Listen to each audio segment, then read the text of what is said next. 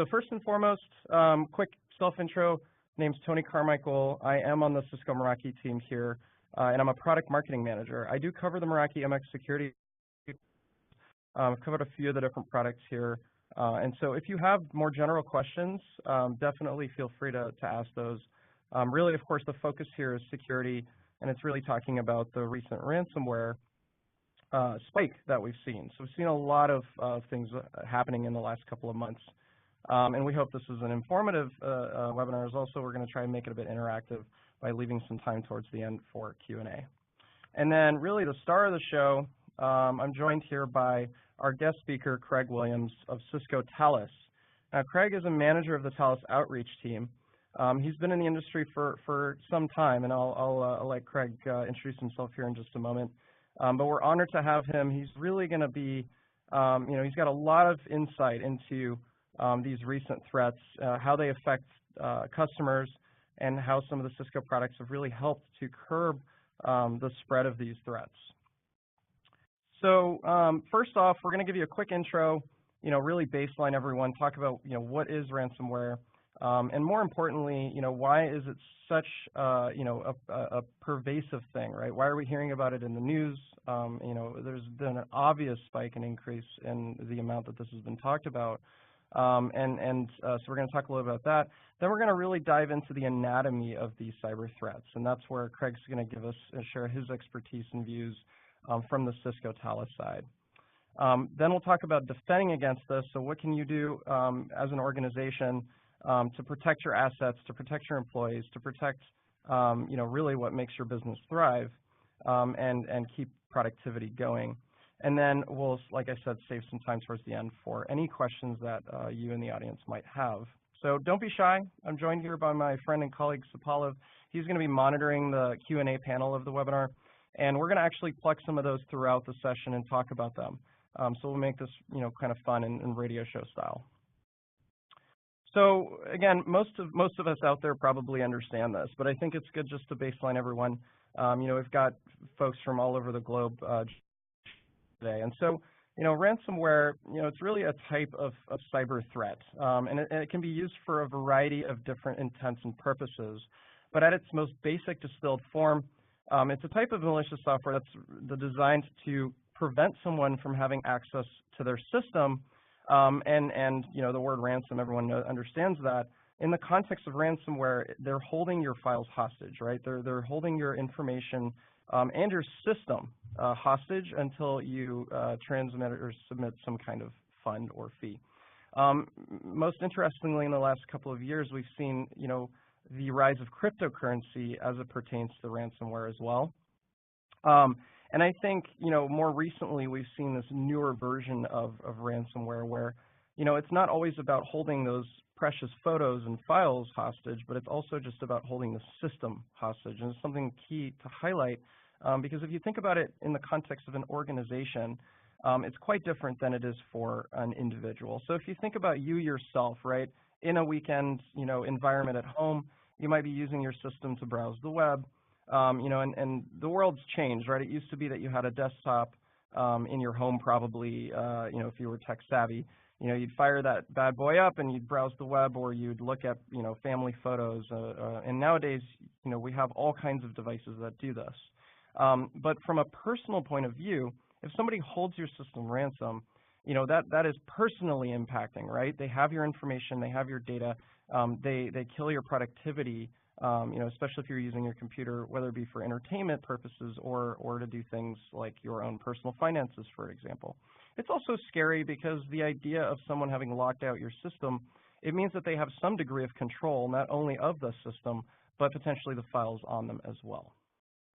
But then if you think about it from a business perspective, and again, this is really where the coin flips, a lot of modern businesses, they have backups, right? They have cloud-based infrastructure. And perhaps a very large percentage of the, the files and productivity and everything that's happening under the roof is actually cloud-based. So it's no longer that you have, email that's precious, that's on that box. It's probably in the cloud, and you can just slide that system aside and go to another one. If you think about, very specific business use cases like point of sale systems, for example, there's usually only a few of those in a typical retail environment. And so if they get hit by something like this, the recent ransomware threats that we've seen, and those systems are essentially useless until someone comes in and either wipes it or resolves it, that's where you really start to affect things like bottom line, business productivity. There's real dollars impacted at that point, perhaps out of rate if you're in a manufacturing type industry, for example. And it can even go as far as to affect your public image, your brand. Those of us who have heard about the recent effects, we've heard some really hallmark names, right? Some true household names being affected by this, and it does impact the way that you perceive that brand. And so it is something that a lot of organizations are really, really struggling and scrambling to get ahead of, and make sure that they don't get affected by anything else that's most likely bound to come out, and Craig's going to share his thoughts there. So with that, that's a great kind of transition point. What I'm going to do now is hand this off to our true expert in the room, Craig.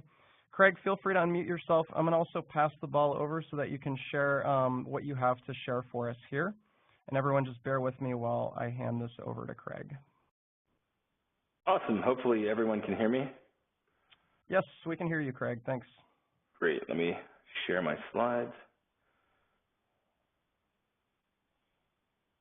All right. Can everyone see this? Yes, we can. Thanks. Fantastic. So the first thing I wanted to kind of do is just give a quick overview of myself and the TALOS organization so people can help understand the angle we're coming from. At a really high level, TALOS is Cisco's security research arm.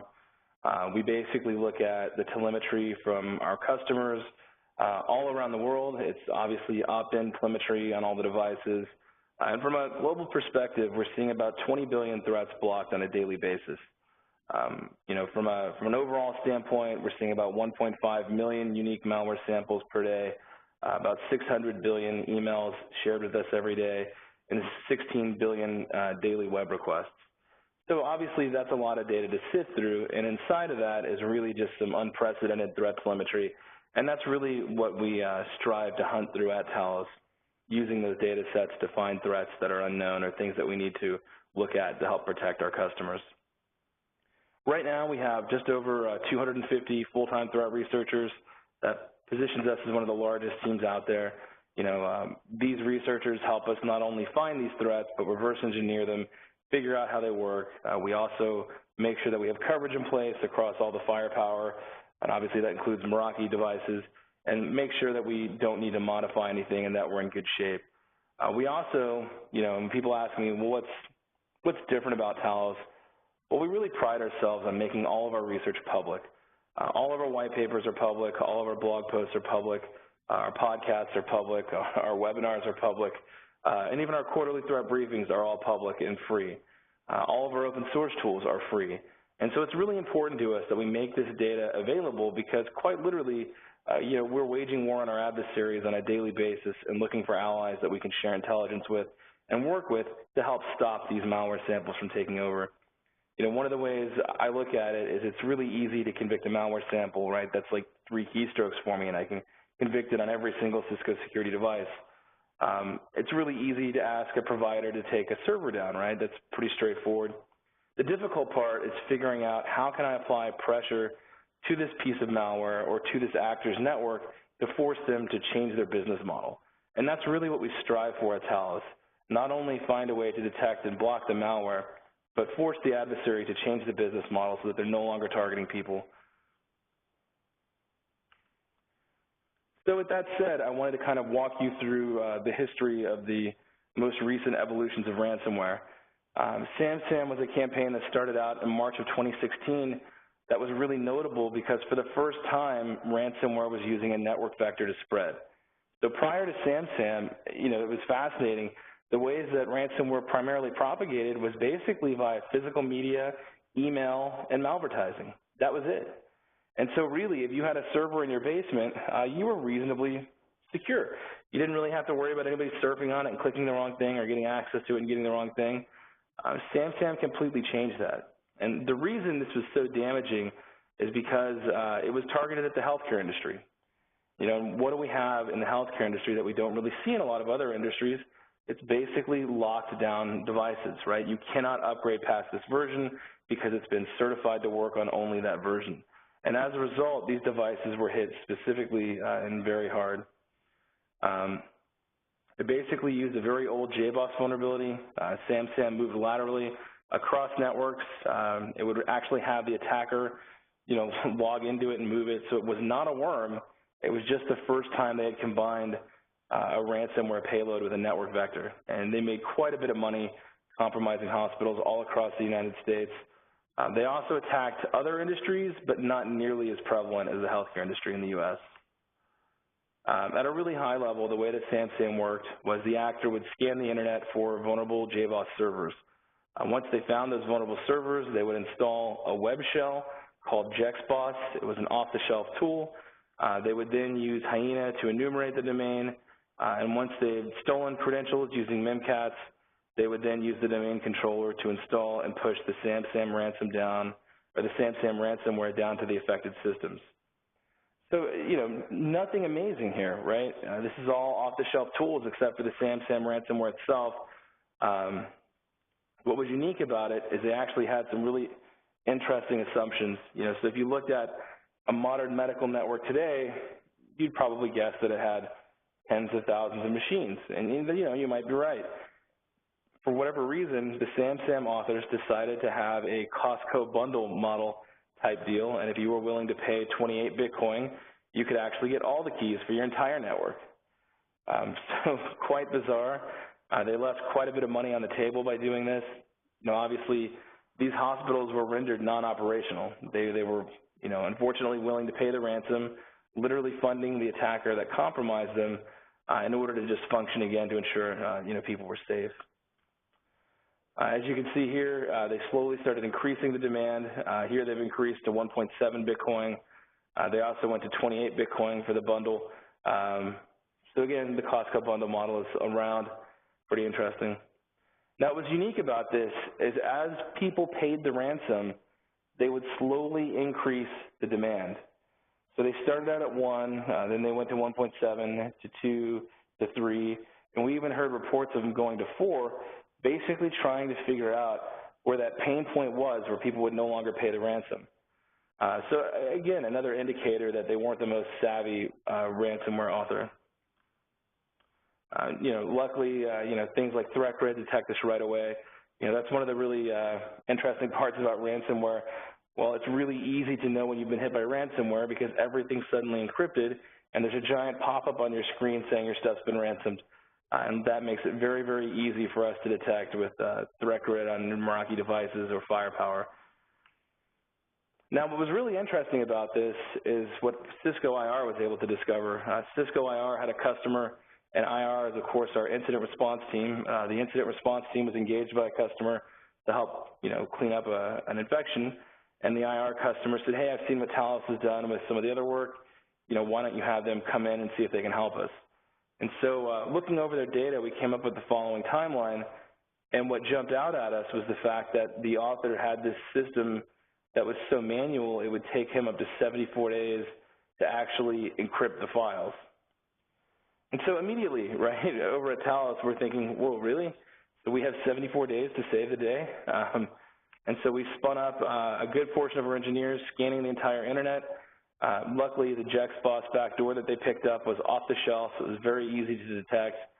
We found over 5,000 machines total that had been compromised. Over 2,100 were on port 80. The rest were on non-standard ports. And so what this basically meant was we could go around looking for the backdoor. Now, what was unfortunate about this is the average system that was compromised had over 20 different actors on it. So when we saw executives go on TV and talk about how this had never happened before, I think it's very unfortunate they didn't have better visibility because it may have been the case that they'd actually been compromised several times and they just had no way to know it. But that's always a surprise with these types of attacks. So it got a little bit worse, right? That was in March of 2016. After that, we predicted that these type of attacks are only going to become more common. Right, if you look at ransomware at a high level, ransomware is basically the most profitable type of malware out there, right? It makes the attacker the most money. And so I think it was a very natural evolution for an attacker to combine, worm-like propagation with a ransomware payload. It's basically the best of both worlds. What we didn't expect was a kind of clobbered together version that WannaCry ended up being. WannaCry was very, very widely known. Basically, it stole exploits out of a release from the shadow brokers. So the shadow brokers are basically a group that stole data from some organization, and they leveraged that exploit to actually send out, their worm. We've got obviously the coverage chart here. I'm not going to read it to you, but you guys can see how it worked. So for 3 months, we've had our patch out there on the next-gen firewall and the Meraki MX appliances. And unfortunately, not everyone has a firewall. Not everyone has the ability to patch. And again, who do they target? Well, let's target healthcare, where it's very, very difficult for them to apply patches as they come out. So very similar to SamSam. On May 12th of this year, we basically saw the world's first ransomware worm. This was a fully automated worm. It was broken in many, many ways, but it was the first time that someone had successfully combined the idea of ransomware and a worm.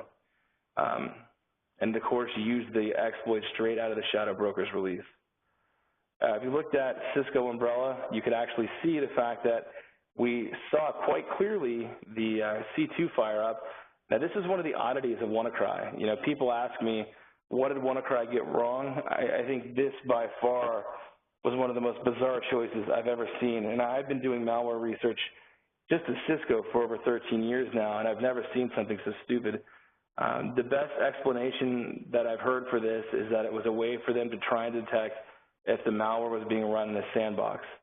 And so this website, which, of course looks sketchy as hell, right? If the lookup for that domain worked, the malware would shut off. And so the way that Umbrella is designed, Umbrella saw that and said, hey, that's a command and control server. I am not going to allow you to look that up. Instead, I'm going to tell you that's a command and control server and redirect you to my page. So immediately, every single Umbrella customer is protected. Everyone with the Meraki appliances are protected. And meanwhile, the malware author's volume plummets. Now, hilariously, as this was going on, one of the other researchers we were working with on the internet, Malware Tech Blog, actually didn't have the ability that we have to monitor these type of things. His company doesn't have telemetry from all over the world. And so he basically saw the same thing we saw, but instead of just monitoring it, he registered it and pointed it at his sinkhole. The second he did that, of course, it would redirect users to his sinkhole and trigger the exact same kill switch. So quite literally, the malware died within hours. And so that's why WannaCry wasn't more damaging, is because it had been designed so poorly. To give you some other problems that were in that piece of malware, the exploit was fairly broken. It only worked in very, very specific versions of Windows. The scanning algorithm was broken, so it would use uninitialized stack variables as part of the octets to form the IP address. And of course, if it didn't look like an IP address, that would fail immediately. And so for a number of reasons, WannaCry was a colossal failure. It ended up making a very, very small amount of money. I think by the end of the first week, it had only made $10,000. Now, that's not to say it was fake. The authors were paying out the ransom and sending back files. It was just manual. And so think about that, right? They took the fastest and most effective propagation system and then put themselves, like a single person in charge of giving back the file keys. Absolute disaster, and, just really not the right way to do it. And what was really puzzling about it was it's not like ransomware was new. Ransomware has been around since 1986. So these people basically got this idea in their head and then broke it in several ways. Now that said, Nyetya was the most recent ransomware worm, and it was quite the opposite. The actors behind Nyetya were incredibly sophisticated and very advanced. So as you can see here, it was widely reported across the world. Nyetya was, what we like to call it, a piece of wiper malware masquerading as ransomware. So you may ask yourself, well, what's really the difference? Well, wiper malware is just out there to destroy the files. It was pretending to be ransomware, but there was actually never, ever any way to recover your files. we were able to determine that a likely entry point for this actual piece of malware was through an updater for a piece of Ukrainian software called MEDOC. Now, MEDOC is one of 2 approved tax software packages for businesses in the Ukraine. Reuters estimated that this was on 80% of all systems in Ukraine and on systems in the U.S. that had to deal with Ukraine. And so this is incredibly widely deployed. Unfortunately, the servers were not that secured, and actors were able to get access to them. We actually reached out to MEDOC. We have a good relationship with the cyber police there due to prior work, and we offered them free incident response services in order to be able to figure out what happened. And of course, they agreed. So it turned out that they had been hosting malicious updates accidentally. An actor had actually logged into their server and changed their Nginx config to point at an OVH server. So at that time, when a user would check for an update, it would actually reach out and be redirected to the OVH server, and the OVH server would hand down a malicious update. And at that point, every single computer running the MEDOC software would be compromised. After the malware was detonated, the server configuration was restored. The actor logged out, and then they went to OVH and wiped the drive by using DD to just null it out. So the actor basically detonated the malware and ran away. Pretty sophisticated and left no track record.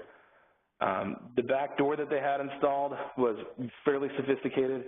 The very first one would basically execute a command within a timeout and then return that to the web server. Command number 2 would allow you to write data to a file, so if you wanted to change stuff or alter files on the system, effectively all 5 of these commands would give the actor complete and total control of the end host. Read, write, update, steal, replace.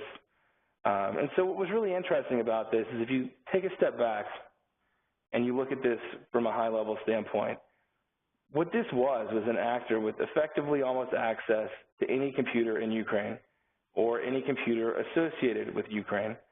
And the fact that the attacker was willing to wipe all these systems is really disturbing, because to me it says that they must have another way that they think is at least as valuable, if not better, if this is the one they're willing to get rid of. They also had a very, very clever system of propagation. So the way that the prior one we discussed, WannaCry, was written is it basically only used the eternal blue vector. And so the eternal blue vector is an SMB version 1 exploit that would spread across the internet laterally and directly across the internet. That's very loud, and it got everyone's attention, right? The second they started hitting major hospitals in the UK, everyone saw it, everyone went after it, law enforcement, researchers, all at the same time. Well, Nyetya was much, much more stealthy. Nyetya would actually only spread laterally. So keep in mind, its primary deployment model was through the MEDOC updater. Well, once it was installed on one system within the business, it would then use PSExec and WMI to spread laterally. And it would do this by using custom-written Mimikatz module. So it did the same thing as regular Mimikatz, but it was completely different. And so antivirus scanners and things like that would miss it. It wouldn't look the same in memory because it had been rewritten. And once it exhausted all that and it actually had run out of ways to spread, only then would it turn to the exploits. So even if you had firepower or insight into that part of the network, you likely would have assumed, oh, that's my sysadmin. Seeing PSExec and WMI on those segments is completely normal. It was also notorious for hopping from segment to segment. So if you had dual homed machines, it would hop over. Again, another jump, standout, patch segment. Make sure things that don't need to talk to each other aren't talking to each other. Should all be jumping out at everyone. You can also see here some of the actual commands it used. It used the stolen credentials and passed them around as it propagated. You'll notice down here in the WMI call, you can actually see the passwords in the clear. Now this is also very, very clever. So the way the shadow broker's initial tool worked was Eternal Blue would be fired off, and it would be followed up with something called Double Pulsar. Well, Double Pulsar was a backdoor that the shadow brokers made. And remember, the shadow broker's release was dumped months before either of these 2 pieces of ransomware happened, and so the scanners were widely deployed all over the internet. Well, this actor was obviously concerned about that. He didn't want anyone to find his backdoors scattered around, And so he actually went in and modified double pulsar. It was only a 7-byte modification, so extremely easy to overlook. But that 7 bytes allowed them to actually go undetected. Effectively, they changed a hex 30 to like a hex 31. So, at the end of the day, what did this do? Well, if it had the ability to wipe the MBR, it would. If it had the ability to encrypt the drive, it would. It would then reboot the system and leave it in this state. You'll notice, like WannaCry, it used an email address as a means of communication. Super weird. No one does that. Most people use Tor. Anyway, it was all a ruse. It didn't actually work. They never saved off any keys. So effectively what we saw was, ransomware evolve up into the point where it was a worm. Someone decided that wasn't damaging enough. They evolved that into wiper malware, effectively building a cyber weapon, pretending to be ransomware, and they used it to have devastating impact in Ukraine and businesses associated with the Ukraine. So that's it from Talos. If you guys are interested in learning more about Talos, go to talosintelligence.com. We've got a prolific blog, bi-weekly podcasts. Our Threat Source newsletter has all of our free webinars. And again, everything's for free. Please share it with anyone you'd like. Awesome, Craig. That was fantastic. Thanks so much for your time. I'm going to grab the ball here again. We've got a couple more things to share with everyone here. If you could pass me the ball, I will share my screen.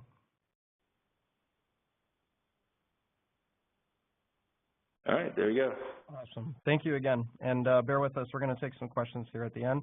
Again, for those who are interested in asking Craig or myself anything, feel free to submit those questions into the Q&A panel. We've already had some awesome questions so far. Let's see here. So we want to, of course, talk a little bit about how this applies to the Meraki products. Of course, under the Meraki roof, we're quite fortunate, actually, to be able to make use of all of the incredible work that Craig and the rest of the team of researchers on the Talos side put into threat research, which ultimately make their way into all of the different products and services that the Cisco security products offer. And the Meraki MX security appliance uses a lot of this insight and technology. One very pointed place where this is used is in our IDS and IPS technology, as well as our broader AMP suite, Advanced Malware Protection suite, as well as the more advanced capabilities of Cisco AMP Threat Grid. And so what I'd like to do is kind of show an example of a real customer's network that was impacted by some of the threats that Craig just talked about, pointedly WannaCry as well as Nyetya. And you can see an example screenshot here of a customer, real customer's network. They were seeing a lot of activity. In fact, saw a spike in activity.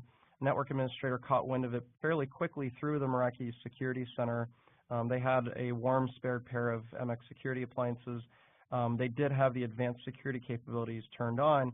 And so you can see here, very clear designation using some of the snort signatures that Craig mentioned.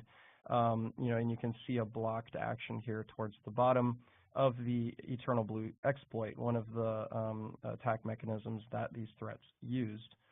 Now, in this customer's case, they were quite lucky. Some of these threats were more evasive in nature, especially the Nyetya threat. And so, they were impacted by the WannaCry outbreak. Luckily, they had these capabilities and features turned on. They had fairly good firewall rule, fairly sanitized firewall rule in place. So they didn't actually see any systems on their network infected, and that's, of course, the holy grail, right? That's why you make this investment. It's why you use these technologies. And I'll point out that all of the MXs, again, with the work that the Talos team put in, they received these rules, prior to the major outbreak in the case of WannaCry. Now, specifically, the MX offers a variety of different defense mechanisms. As I mentioned already, IDS, IPS, it's simple and easy to enable. In fact, I'll demo that in just a moment. But that, of course, with it enabled, with the cloud capabilities, we're getting, that all of the security appliances around the world are going to get the latest, snort signatures from the database. And so as long as, the mode is, IDS, IPS is enabled, you're covered. AMP, of course, is a huge component to this as well, especially in the case where the threat is spread, through a file download type. And so that enabled is, of course, also a great defense mechanism. And then Craig really hit the nail on the head. Proper firewall is crucial here, especially for those threats that are moving laterally across networks and subnets. So while it might seem kind of like a very obvious thing, definitely take a look at whatever firewall solution you're using, and just really, maintain kind of a sanitized list, make it clean, clear, and easy. And there's a lot of work that we're doing actually on the Meraki side to make our firewall even more intuitive. And so, we definitely encourage those of you out there who are Meraki MX customers to give us feedback, right? Share that kind of insight with us on, hey, I'm trying to create a role, it'd be easier if it was this way or that way. And that's what we have that make-a-wish capability of in Dashboard. And I'll show that to those of you who aren't yet a Meraki customer. And then, again, another obvious one, updates, right? Everyone is aware of these threats at this point, and they've made their ways through the news, but there's still many, many thousands of systems out there that aren't patched and are still, certainly susceptible to the current known threats. Again, remember, none of these were zero-day exploits, right? These were known exploits, and yet many thousands of organizations, many of those being, Fortune 100s, were impacted because they simply didn't keep things up to date. And it's a great way for us to also say, with the security appliances and the cloud-based architecture that we offer here at Meraki, we're able to keep things up to date as it pertains to software. And we can do that actually for organizations automatically. So I'm going to show a really quick demonstration on the Meraki security appliance side. There's a few different places where you can see, the insight into your network as it pertains to security. The most obvious place is the Security Center. This is really the centralized place within Dashboard where you're going to find all of the details and activity that has taken place over the course of the time frame you're looking at. So you can actually expand this out to the last month, or you can titrate it into a much more specific time frame. And you can view at it as a nice summarized overview, kind of a Reader's Digest, traffic flows, traffic patterns, most affected networks in the entire organization. And I'm actually showing you our own production networks here throughout the world. So that includes sites in San Francisco, it includes sites in the United Kingdom and London, Sydney, and we also have several hundred teleworkers that are all covered by the Cisco technologies that we've been talking about here on the MX security appliances. And of course, if you see a spike, such as the customer that was impacted by one of these threats, they saw a very obvious upwards trend of activity, you can really just simply click on it, and it's going to really filter that down and make it very easy for you to dig into who is kind of contributing to the majority of these. And then if you want to dive in even further, you can actually go in and say, okay, what's the network level information about this client? Or perhaps you want to even dive into where in the network this individual is. And this is where it gets really, really cool with the Meraki platform, because if you have kind of the more of the Meraki ecosystem that you have, the more detailed and granular that information is going to be. And so you can see, again, real data here. This individual in Sydney, they've had a lot of events happening on their system. So this is most certainly something that the IT team here is exploring and looking at. But you can see how easy it is to get from this security, overview in the Security Center to a very specific asset, in addition to how they're authorized, how they're connecting, in this case through an access point. But of course, eventually all this user's traffic makes it through the perimeter of the network, in this case, the Meraki security appliance. And then on the event side, this is where you can kind of dig into the more granular, event-based information, such as whether or not you're getting a simple IDS alert, or if you're using some of our threat grid integration capabilities. Please see the positions here as well. So very easy, very straightforward. And just tying it back to my earlier points, you kind of you're hitting kind of all the different kind of attack vectors as it pertains to your firewall, as it pertains to your unified threat management solution when selecting Meraki. Now, There's also other components to this. Craig mentioned this, but of course, you need antivirus on the endpoint. You've got AMP for endpoints there as well that can really, help protect the entire end-to-end spectrum. Now, talking a little bit more about the Meraki security appliances, many of you out there, may already have one. Perhaps you have the, basic version. You're thinking about, perhaps enabling some of the advanced security capabilities. Again, a lot of this, the start of the show here is a lot of the research that Craig and his team and all the folks at TALOS do, because it really informs the rest of the deployed MXs around the world and around the globe of the latest cyber threats, right? So starting with a next-generation firewall, intrusion prevention and detection, URL content filtering to really protect the end user as they're browsing, geo-based security, so going in and being able to define a firewall rule that says, hey, disallow traffic from these individual or specific countries, and that can be a temporary measure or something more permanent depending on which industry you're in and where in the globe you might be based. AMP, right, malware protection. And we've got some exciting news there. We do have threat, which is essentially a sandboxing capability available. So I'll touch on that a little bit too, but that's something that's fairly recent addition to the security appliances.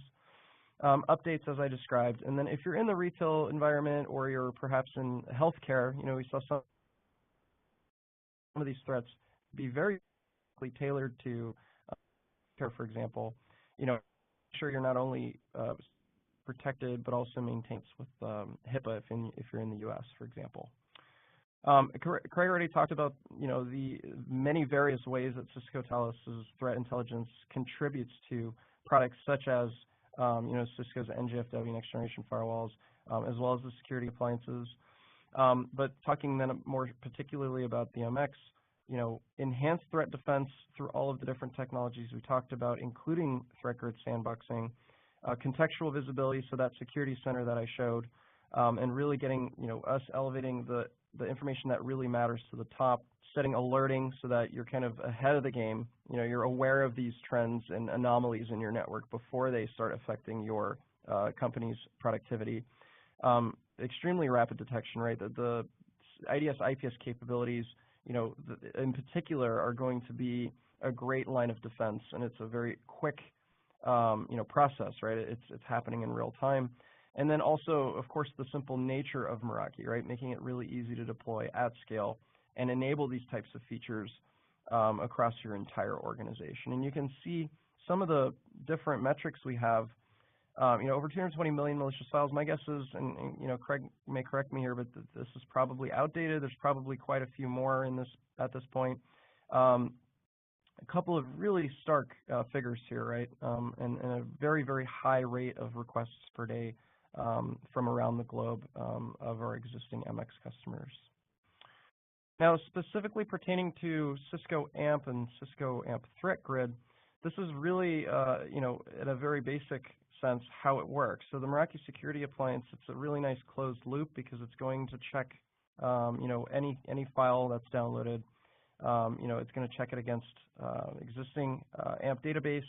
If the file's disposition is unknown, that's where Threat Grid can come in. So your organization can choose to subscribe to cloud, and this allows for you to take unknown file types, essentially files that simply are new or haven't been seen before and are not in the AMP database, and send them across to Threat Grid Cloud for further analysis. The different options that are available are, really designed for the use cases that you need them for, right? So all of these capabilities are available on all the Meraki MX products. The MX64 and wireless variant, the MX65 and wireless variant, these are fantastic for those smaller branches, right? The sites where you're really, you have anywhere from 5 to 50 users. The MX65 in particular, it's nice. It's all in one package. It's got a 10-port switch. It's got PoE capabilities, and of course, you can simply and easily enable all of the security features that we talked about. And then on the kind of higher end of the spectrum, this is where we see a lot of customers start to do things like VPN concentration. So if you have data centers around the world and you're concentrating your connectivity into those data centers and you want to kind of do your security at the hub, that's a great option for you as the kind of 400 or 600 MX appliances. And then we do have a teleworker solution. So this teleworker solution doesn't feature the complete array of security capabilities we talked about. The model there tends to be that you do it at the hub, right, that we talked about. So you're concentrating all of those teleworker products into your data centers and doing the security filtering there. And then the last thing before we take questions and kind of have a dialogue is just to talk about our licensing model. You know, we, just like most things here, we try to keep this simple. We don't want to cost burden everyone in the world that's looking at an MX security appliance with all of the advanced capabilities. Perhaps you don't need them, or perhaps you only need them in some environments. So, you know, we kind of start with the base model of enterprise license. This enables all of the UTM capabilities that you would expect out of a firewall and a UTM product. And then if you do want to turn on all of the kind of features and capabilities that we talked about and protect the organization, you know, from any other threats like those that Craig took us through, you know, the advanced security license is really designed for that, right? So IDS, IPS, AMP, you know, threat grid integration is available there, geo-based firewall rules, etc. So what I'm going to do is leave it on the screen here just to kind of close this out. You know, we do, of course, have a complete ecosystem of products under the Cisco roof, and then at Meraki, our goal and mission is really to simplify powerful IT technologies. And so, you know, everything spanning from our access points all the way through to our latest innovation, the Meraki MV security cameras, are really designed to all be managed, monitored, configured under one roof, right, to make it easier for your team. And all of these security capabilities of the security appliance, they all factor right into that dashboard. And so you can see right here that we've got, you know, the security appliance, but if we want to kind of take a look at switches, you know, access points, all of the other products that we offer under the Meraki umbrella, you can see how many different features you have access to without ever leaving your browser tab, right? So that's quite powerful. And so with that, I'd like to sincerely thank Craig for joining us. And what we're going to do now is take a really quick pause, and we're going to kind of go through any questions that were asked, any curiosities that you might have for myself or Craig. I'm going to go ahead and repeat those questions live, so now's the time to get those in, and we'll be right back with you.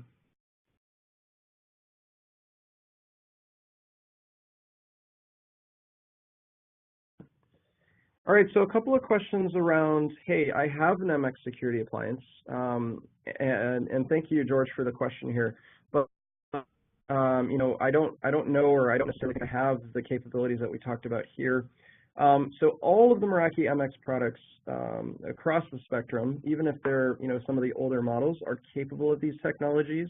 It's really all about that license. And so if you're, you know, if you're someone out there that has the products, you know, the hard part's done, right? They're implemented, they're live, they're online. It's really then a matter of, as you come up on license renewal, or if you're really interested in enabling them now, those security features, we offer, you know, a variety of different ways for you to kind of move up security license. So we recommend reaching out to your sales representative. They're going to be the best, you know, they're going to have the technical resources to kind of take a look at how many sites do you have, and really take you through that journey of enabling these. But it's very simple, right? It's purely a license, and you have all of the feature set there. A couple of curiosities too about where, you know, these types of things are configured. I'm just going to go to one of our smaller offices. It's a little lighter on the way things are configured, but a lot of things are going to be set up under threat protection. So you can see, for example, you know, we do, of course, run a Cisco AMP here in-house. It's a simple on or off. You know, you have some much more titrated control over, you know, what's whitelisted, what's blacklisted, the, you know, different capabilities there. And then also IDS, IPS is right here too. And you can see we have some whitelisted things here, but overall, very simple and easy to set up. And as soon as you turn these things on, the Security Center really comes to life. So we're going to keep taking questions. Go ahead and get those in.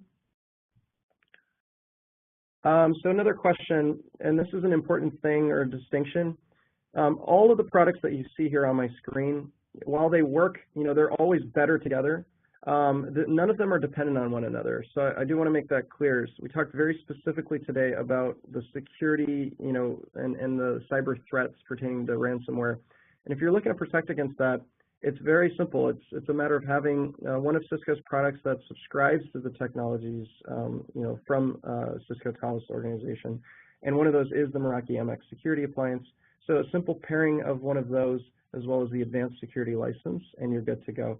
If it's for one site, and then of course if you have multiple sites, you would likely want to consider one at the head end of each one of those.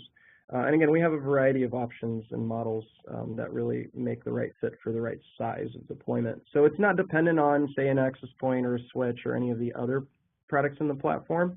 Although, again, better together, right? So if you do have a threat and it's pervasive and it's taking place on your network, one of the things that we offer is, layer 7 application visibility. So you can actually go in and start to see some of those things that were happening, Craig talked about, where things are moving laterally across the network, and you're seeing things that, perhaps might mask themselves as normal behavior from one of your system administrators, but it is in fact something like the Nyetya threat spreading across your network. So you can get that level of insight that you may not have had before with, say, the Meraki switching solution, which adds that additional value. But again, none of the technologies we talked about here are dependent on other products beyond the Meraki MX security appliance. Also another question, so does AMP require additional licensing? So the Meraki Advanced Security License for MXs includes Cisco AMP technology. I will, however, highlight that Cisco AMP Threat Grid, which is actually its own independent product, and remember that that's all about sandboxing files, right? So actually spinning them up, poking them, and kind of providing a disposition. It's a separate service offered by Cisco Threat Grid, and so in addition to the security appliance and advanced security license, you also need a Threat Grid subscription. So that varies in price, but it's just something that I wanted to point out. Beyond that, though, all of the other technologies we talked about, IDS, IPS, AMP, and, of course, the firewalling capabilities and technologies, these are all built in and included in the Meraki Advanced Security License and products. So some great questions around Cisco Umbrella, our friends at OpenDNS. So they have some amazing technologies, and there's many kind of different ways that we can start to think about how those can supplement the Meraki MX. This is something that, while I don't have any announcements or, we don't typically talk about what the future holds, it absolutely makes sense, right? It's another technology that we have here at Cisco that can help to inform this product and help protect our customers. So these two products are standalone, and they work really well together. They're designed to. But certainly, if the question is, do you expect there to be integration? While I can't say there's anything planned, this is something that would absolutely make sense. Someone is interested in, hey, are there NetFlow capabilities? So the MX does offer NetFlow. So the simple answer there is yes. What's the frequency of snort database updates? I'm going to have to check. To be honest, I don't know the exact frequency. I know it's fairly high, and especially when threats like WannaCry are prevalent, this is something that the frequency there is important. Craig, are you still with us, and would you be able to talk to typically when we're talking about snort and the database and how that updates anyone that's so for firepower appliances, they're released twice a week. Yep. On Tuesdays and Thursdays, and if there's a 0-day or something, it's within 24 hours. Awesome. So yeah, and I think that the same rule follows and applies for the MX. So hopefully we're able to get the question there answered.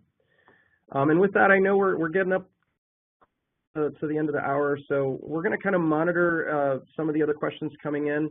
But again, I'd like to take just a moment and really thank Craig for his time. He's a busy man, but he was able to make some time for all of us here today. So sincere thanks to you. For those of you interested in learning a little bit more, we have a variety of different webinars that go into just specific product portfolios. They're a little less focused on a particular topic and more just getting you up to speed on what, say, the Meraki MR product is capable of, or what, say, the Meraki MX product, more broadly speaking, is capable of. I'll mention, too, that product is kind of a 2-for-1 in that it's also SD-WAN capable. And so there's a lot of bang for your buck that you can get out of the MX. But again, thank you, everyone, so much. We really hope that this was insightful for us. This was an experiment in a way because we wanted to kind of inform both existing customers as well as the market in general about these prevalent threats. And it's really awesome for us to kind of get together with a few of the right folks here at Cisco and present that. So thanks so much for your time. Thank you so much, Craig. And we bid everyone a great rest of your day.